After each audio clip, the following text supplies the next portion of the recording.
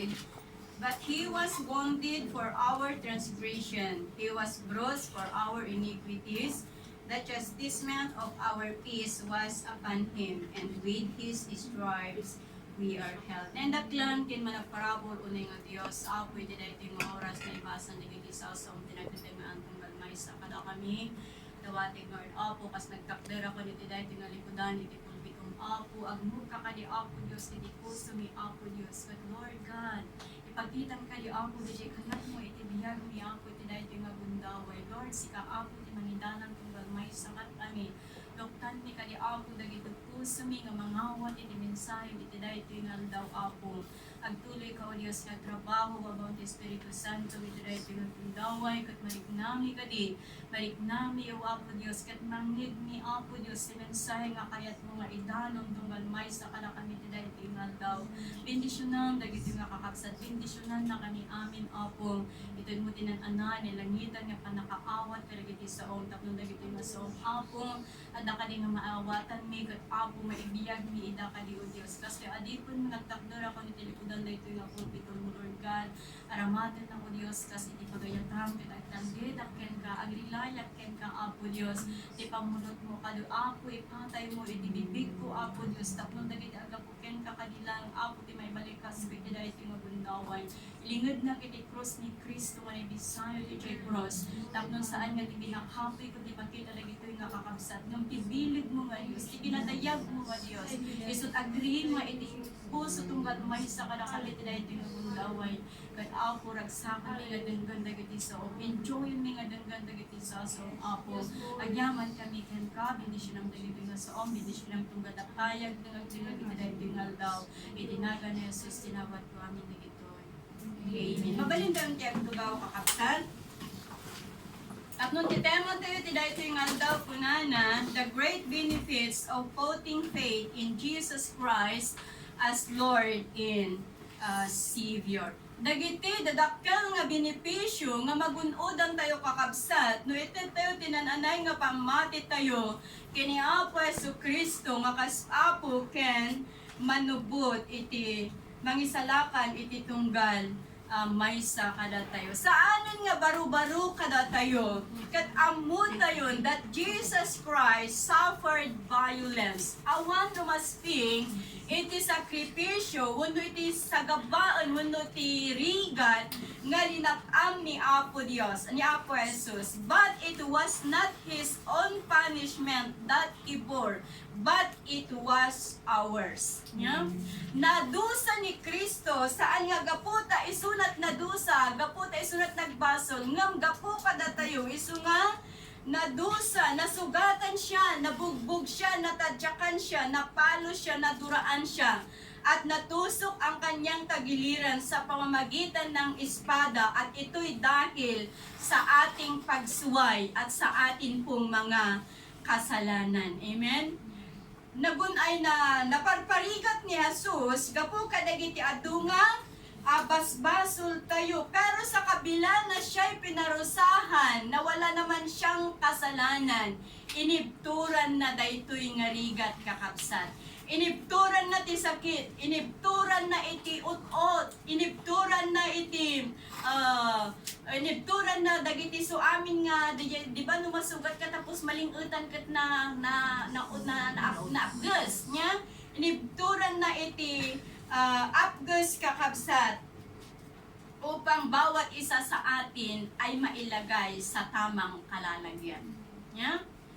Inibturan niya, Jesus, dagitoy nga banbanag, dagitoy nga klase itirigat, tapnon tunggal may sa kada tayo, manipod iti kasepngatan, kat maialis tayo itilawag. Amen? Inibturan niya, Jesus, dagitoy nga klase itirigat, tapnon manipod kin patay, kat maadaan tayo iti biyag kakabsat. Na instead na tayo ang maparusahan dahil tayo ang nagkasala, pero hindi. Dahil inapon niya ang ating kasalanan. So the sinless man become a sinner because of you in me. Amen? Because a sinless man become a sinner because of you in me. Dajit tao nga awan basol na, nagbalin nga adot basol na, gapo king kaken, kan kanyak. Isu nga, gaano man sa pamagitan ng kanyang dugo, gaano man kapula ang ating kasalanan, ay kaya niyang paputiin tulad ng hilo o bulak. Isaiah chapter 1 verse 18. Sa Old Testament, meron tayong tinatawag, sinasabi na Passover. During Passover, naligtas ang bayan ng Israel through the blood of the Lamb. Amen? Kung maalala natin ang 10 salot na ginawa ng Diyos sa lugar ng Egypt, ang pang-10 ay yung pagkamatay ng every firstborn sa lugar ng Egypt. Sinod makaikabi sa dagiti sa nga pulo nga didigra, nga entod niya po Diyos karigiti Ehipto. Di may kasangapulo kot isuday jay, pan nakatay dagiti su amin nga inauna nga anak ti tao, inauna nga anak uray pa iti animal basta inauna nga anak. Okay. So, sakbay nga maaramid dayta nga maudi nga ditigra nga ipaan niya po Diyos iti Ehipto, kinausap ng Panginoon sina Moses at Aaron. Okay? Kinausap niya sila, sabi niya na mamili sila ng pinakamagandang kordero. Dajay karnero nga kabubunasan. Dajay, kumbaga, di ba, mangkita, di ba, no gumatang tayo iti buryas ti baboy, kitaan tayo dajay nabunas. Ya? Alangan mo't nga gumatang ka, kot pilyong dajay nakugakugangi. Di ba, dajay pilyon tayo, dajay kabubunasan nga buryas. Sinod gimat gatang ti baboy dito. No gumatang tayo ti buryas ti baboy, kitaan tayo dajay kabubunasan. Isu nga daytoy magkuna ni Apo Dios, mangpili kayo iti kabubunasan nga karnero. Nya ti maawatan niyo ba ti kabubunasan? Baka isip kayo mga maawatan ti kabubunasan. Kapipintasan, pastora. Kabubunasan kasasayaatan, kapipintasan. Okay? Kapipintasan nga karnero, kung daytoy nga karnero, parchin la daytoy ngam sanda nga ibuleng, dayjay dara na. Tadayjay dara na, ikargada iti hambati ruangan. Okay, amo yung story, very good. Amo yung Julian, di ba? Kita sa story. Ikargada iti hamba iti ruangan, tapnon iso iti sinyales, tapnon into nagpasyar ni kumpay ni patay, haan na nga sirken di nga balay. Okay. It Exodus chapter 12 verse 13 kuna na ditoy, I am the Lord, the blood will be a sign for you on the houses where you, and when I see the blood, I will pass over you. No destructive plague will catch you when I strike Egypt. Isu nga adda di makunkuna nga Passover. Isu nga iti dumtang iti tenganan ti Rabii kakabsat. Nagpasyaron ni kumpay ni patay. Nagpasyaron ni kumpay ni patay. Linikmut nan dajay lugar ti Ehipto. Ngam saan na nga sinerag. Dajay balay dagiti Israelites. Agsipod taadda dajay darat ti karnero. Nga inkargada ejay nga isut pagilasinan. Tapnon saan na nga sirken dajay nga balay. So babaan iti darat ti kordero kakabsat na isalakan dagiti Israel. Kat manipod iti dayta nga tinga ti Rabi demteng iti dakkel nga dungaw iti lugar ti Ehipto. Pakairamanan ti anak nga inauna ni King Pharaoh. Natay amin nga inauna nga anak dagiti Egyptios, tao man ken animal. Isu nga manipod iti dayta nga Rabi kakabsat mangegmo ti nagtakkel nga dungaw iti dayta nga lugar. Agsipod ta awan ti balay ti Ehipto nga awan iti natay. Dagiti lang awan ti natay, dagiti balay ti Israelites. Ta isuda iti na linabsan de jay kumpay ni patay. Isu nga di Passover kunana. Isu nga adda ti pakunkuna nga Passover. Isu nga dagiti balay ti Israelites nilabsan ni kumpay ni patay. Sa New Testament, ang covenant na ito ay hindi na lang para sa Israel. Hindi na lang para sa Israel, kundi para na sa lahat ng tao who come to God through faith in Jesus. So, the blood of Jesus Christ was poured out to pay the price for the sin of all who trust in Him. No, iti panawon ti daan nga tulag, kud dagiti Israel, kud na isalakan na babaan, iti darat ti kordero kakabsat. Iti baro nga tulag na isalakan dagiti tao, gapo iti dara ni Apo Jesus nga na parukpok, iti bantay kalbaryo madaydayaw, iti Apo. His blood will seal the agreement God is making to forgive the sins of us. So what are the great benefits of putting faith in Jesus as Lord in as Savior according to our text? Agad nagitip benepisyo nga magunodan tayo no ititew de anay nga pamatitew kini Hesukristo kas apo kin mangisalakan tayo. Pero at dala ang talo nga kitaan tayo ditoy from our text. Nga nagapo dito'y text tayo kakabsat. Umunay so daytoy forgiveness. May isa nga benepisyo, forgiveness is one of our benefits if we put our faith in Jesus Christ as Lord and as Savior. For us, tayong mga tao na nagkasala, kailangan natin ang kapatawaran na magmumula sa ating Panginoong Diyos. Napakahalaga sa atin ang kapatawaran dahil tayo ay nagkasala. Nagbasol tayo kakabsat, iso nga masapul tayo, dahil pamakawan nga magapo kini Pwesos. Nga gapo iti dayta nga kinadakas tayo. Gapo iti adu nga saan nga mabilang nga basol tayo kakabsat kunana ditoy. Our relationship with God was destroyed and become subject to condemnation. Ngano saan nga gapo kini Apo Jesus kakabsat, ngano saan nga gapo iti dara ni Kristo nga parupok iti bantay Kalbaryo, datayo iti nadusa. Ngam gapo ta ni Apo Jesus nga nangako iti basol tayo, saan tayo nga nadusa. Amen? Kaya kailangan natin ang kapatawaran upang maibalik at maayos ang relasyon natin sa Diyos na nasira dahil sa ating pagkakasala. At para tayo ay mapatawad, kailangan din nating humingi ng tawad. Amen? Kailangan din nating humingi ng tawad.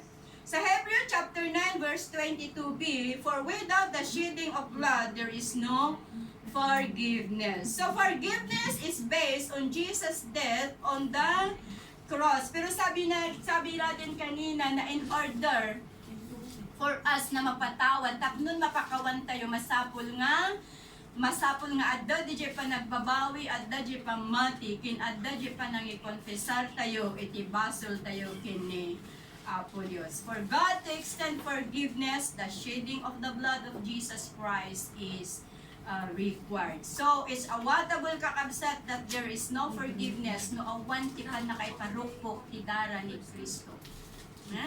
San tayo nga nagunodan ti pamakawan ni Apo Diyos, no awan no saan nga na parukpok ti dara ni Apo Jesus ichay lugar ti Kalbaryo. Kaya ang pagdaloy ng dugo ni Hesukristo sa Mount Calvary is not in vain. Saan nga nasayang kakabsat, dahil panagayos ti dara ni Kristo iti bantay Kalbaryo, dahil ikaw at ako ay natubos, ikaw at ako ay napatawad, ikaw at ako ay nahugasan mula sa ating mga kasalanan. Amen? So kung ang Diyos mismo ay pinatawad tayo sa ating kamalian, sa ating mga kasalanan, dapat tayong mga tao ay matuto rin tayong magpatawad. Amen? Dapat matuto rin tayong magpatawad sa mga tao na nagkasala sa atin. At daman dagiti tao nga nagbasol kada tayo, masursuro tayo kumati mamakawan, agsipod ta ni Apo Diyos mismo kat pinakawan na tayo madaydayaw iti Apo. Unang-una, wala tayong karapatan na hindi magpatawad. Amen? Unang-una, wala tayong karapatan na hindi magpatawad. Numaminsan ket, ada dijay ko na tayo nga, ada dijay, nalaka dijay pa nang ibalikas tayo nga, napatawad kumutun, awanon ti problema. Pero, may isa nga pamanik na kakabsat nga napakawan tayo dito, may isa nga tao, so dijay kabailan tayo nga sa mundis na ikirukan. May isa nga pamanik nga napakawan tayo dijay nagbaso kanya tayo whatever, so dijay kabailan tayo nga sa mundis na iti rupa kakabsat. Ada ba dijay ko na tayo nga forgive and forget. Yeah? Pakawanam, lipado mo. Ngam di ba narigat yung forget? Yeah? Mabalin nga ko na tayo napakawan tayon. Ngam na dyan naramid na medyo saan tayo nga, narigat tayo nga mali patan. So, tiaramidan tayo na ito iti kaso, forgive and move on. Yeah? saan tayo nga malipatan dyan inarami tayo bay amditan ag move on ka gitin, ag move on tayo kit din nga ag serve kini Apo Dios. Amen. So if God forgive us, let's forgive others too, because in this world there is no perfection. Awan ti perfecto iti dayto yung nabiyag kakabsat. Ag kamali tayo, ag kamalida nga nagkamali kada tayo. Isu nga masapul ti panag pipin nakawan ta uray may sa kada tayo awan iti perfecto. Adaman tiyempo nga adagundaway nga makabasol tayo ti pada tayo nga tao. Adamot tagiti gundaway nga ti pada tayo nga tao kat makabasol kada tayo. Kumbaga vice versa yan eh. Palakpakan nga tamo to no, dati nagpuna nga awan ti no ni Sister Marian, kat awan puros tinagbasulan na iti sa bali nga tao, palakpakan ka Sister Marian. Ngam amin tayo kakabsat, vice versa data, at urayhaan tayo nga aksipon nga awan ti naarami tayo nga basol iti pada tayo nga tao. Urehan tayo nga kaaksipon ngam dayta ti kinapudno at dapat addan tulat ta maarami tayo nga biddot iti padat tayo nga tao ket addamot maarami ti padat tayo nga tao kada tayo nga biddot so kasapulan iti panagpipinakawan tapnon iti kasta ni Apo Dios iso ti maidayaw ta ni Apo Dios pinakawan na tayo saan na nga pinita DJ kadakkel ti basol tayo kakabsat haan na nga inikan iti kondisyon DJ panang pakawan na kada tayo mababaan iti dara na naiparukpok nga dara na pinakawan na tayo iso nga adaman dagiti nakabasol kada tayo sursurwan tayo nga pakawanan idama dayaw iti Apo may kadwa nga benepisyo manipod iti teksto tayo iso daytoy word nga pierce. He was bruised for our iniquities, the chastisement of our peace. Dahil sa parusa na dinanas ni Kristo, we have been reconciled to Him. Linakam na ti dusa, tapnon maikapya tayo kini Kristo, maikapya tayo kini Apo Dios. In Ephesians chapter 2 verses 13 and 14, but now you have been united with Christ Jesus. Once you were far away from God, but now you have been brought near to Him through the blood of Christ. For He Himself is our peace, who has made us both one, and has broken down the middle wall of separation. So Jesus does not simply give peace, but He is peace. Amen? Hanala ngayon tad kada tayo iti kapya ngam iso iti kapya. It is because of who He is and what He has done on the cross. Through the outpouring of His blood that we can be at peace with God. So sa pamagitan rin ng kanyang dugo, Jews and Gentiles were unified and become family. No apay nga nagbalin nga pamilya dagitoy nga tataw dagiti so amin nga lahi dagiti tattaw kakabsat at dagiti gundaway nga aglalaban-laban da. Ngam babaan iti dara ni Kristo nga naiparukpok iti bantay Kalbaryo nagkaroon iti panagkakapya, nagkaroon iti kinaawatan dahil ang kaligtasan that Jesus provided was for everyone. Amen? Dahil pan nakaisalakan nga and provide ni Apo Jesus kakabsat kat saan na nga para kadagiti hintel. Saan lang nga para kadagiti Diyos. Saan lang nga para kadagiti Israelitas. Ngam dahil pan nakaisalakan nga and provide ni Apo Jesus kat para kadagiti so amin nga tao para kada tayo amin kakabsat. And through Jesus' blood, the wall was broken sa pagitan ng bawat isa and there is peace sa buhay ng bawat isa. So nga babaan iti dara ni Kristo na pagka na naikat na broke dayjay wall nga nagbabaotan kadagiti tattao gapoy iti sanda nga pa nagkikinaawatan no dagiti tattao sandang kikinaawatan kuno ti adati wall iti nagbabaotan da nga babaon iti dara ni Kristo na ikat dayta nga wall ket naadda iti panagkakapya kadagiti suamin nga tattao madaydayaw iti Apo. And now that we have peace with God, we can go into His presence as His sons and daughters, and we can worship Him, pray to Him, and abide in Him. Jesus Christ is the perfect Prince of Peace in our life. Amen?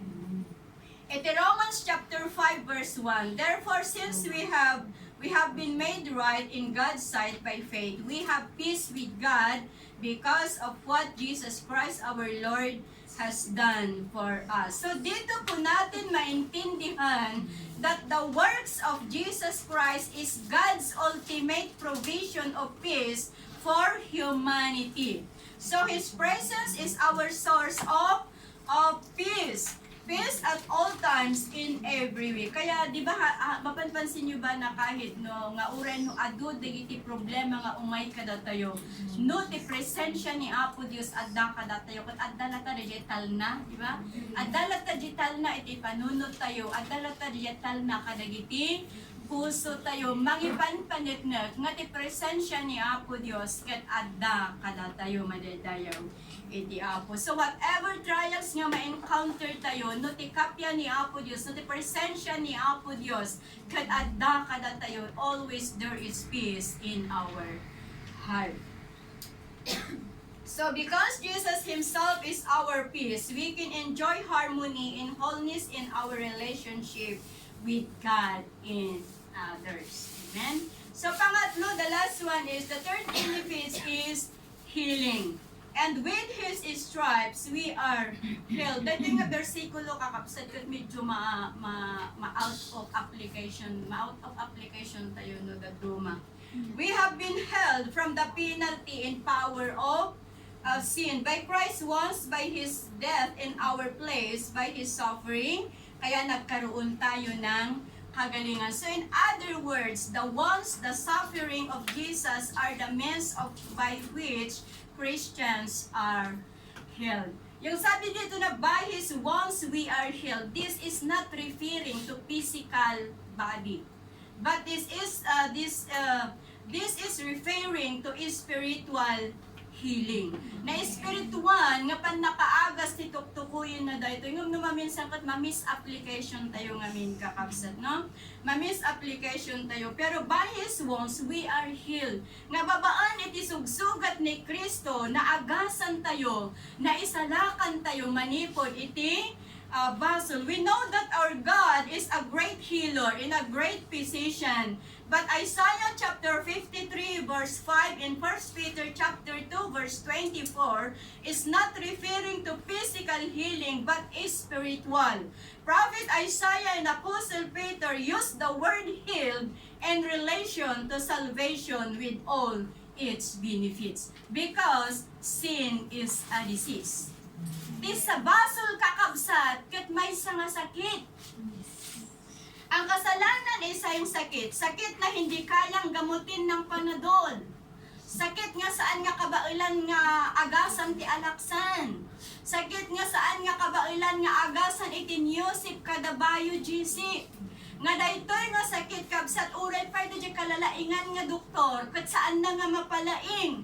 Dagiti doktor na kunkunada nga PhD o kas kada surgeon, kas kada orthopedic ul anyaman dagita nga nalalaing nga mangagas wenno do doktor kakabsat saan da nga mabalin nga agasan daytoy nga klase iti sakit. The only one can heal this kind of disease is our great physician Jesus Christ. Nga nilang Apo Jesus ti makabalin nga mangagas iti daytoy nga klase iti sakit madaydayaw iti Apo. Ngam saan man yun nga gapo iti medisina, ngam gapo iti panakapalit babaan iti panakasugsugat na, babaan iti panakaiparukpok iti dara na. Isu nga dimteng kada tayo na awat tayo da 100% nga panakaagas madaydayaw iti Apo. Sa pamamagitan nito, we totally receive 100% healing. Nga babaan iti sugsugat ni Apo Jesus na awat tayo dyan 100% nga pan nakaagas manipod iti basol tayo nga nang babalod nga mang parparigat kada tayo. And now that we are forgiven and now we are forgiven and totally free from sin disease. Nga babaan iti gaputa na bunodan tayo na 100% nga pan nakaagas kakabsat.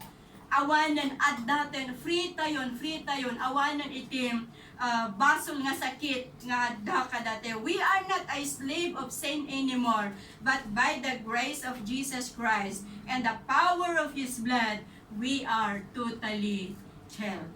Amen? So nga babaan iti pan nakasugsugat, babaan iti pan nakaduyok ti bakrang ni Apo Jesus. Idi nga at suna nga nakabisayot ijay cross. Babaan iti dayta nga sinagabada nga rigat. Isu nga naawat tayo dayjay naan-anay nga pan nakaagas. Naawat tayo dayjay pan naan-anay nga pan nakaisalakan. Naada kada tayo dayjay naan-anay nga kapya. Isu nga iti dayto nga gundaway kakabsat. Palagip kumada ito nga mensahe ti Apo. Nga iti tiyempo iti tunggal aldaw iti panagbiag tayo kakabsat. Santay kumangalipatan. Nga iti panagmeditate tayo. Kankanayon kumanga malaglagip tayo. Kankanayon kumanga ma-imagine tayo. No kasano iti rigat nga sinagaban ni Apo Jesus. Tano kastat arangidan tayo kakabsat. Umay, dadya panagdakkel tayo iti na espirituan. No saan tayo nga liwayan nga lagipam ti panagsagaba ni Kristo. Umay kada tayo ti dakkel nga pan nakariing. Umay kada tayo ti dakkel nga panagrangay iti panagserbi. Agsipot takit kitaan tayo ni Apo Jesus nga nailan sa iti cross. Nga isuna ti mang tungpal. Iti pamati, iti tunggal maysa kada tayo madaydayaw. Iti Apo. Isu nga si Kapin siya. Babaan iti dara ni Kristo. Nagungudan tayo ti pamakawan. Na adat ikapya ka dagiti puso tayo kat na ikapya tayo kini Apo Jesus. Kat naawat tayo iti nananay nga pan nakaagas. In Jesus' name there is forgiveness. In Jesus' name there is peace. In Jesus' name there is healing. Kaya kinanda tayo that time. In Jesus' name there is salvation. In Jesus' name there is power. Babaan lang itinabilib nga naga ni Apo Jesus. Isu nga nagunkudan tayo dagitoy nga banbanag kakabsat. So nga iti dahito yung aldaw, nagbalin ko naipahit ko mga palagip. Dagito nga sasawa ti Apo, tunggal may sa kada tayo. Kaya tungpalan tayo, aramidan tayo, kat laglagipan tayo kung mga kantanayon. No kasano nga nagsagaba ni Apo Jesus. Gapo iti dakkel nga ayat na ka, iso nga inipturan na dagito nga sagabaon nga kasaunay rigat na nga awan ti makaikumpara iti rigat nga linakam na gapo iti dayjay saan nga magatadan, saan nga marukod nga ayat ni Apo Dios kada tayo madaydayaw iti Apo. Dayta ti mensahe ti Apo iti daytoy nga aldaw ket mapantaw ti sumaruno iso ti panagsantas na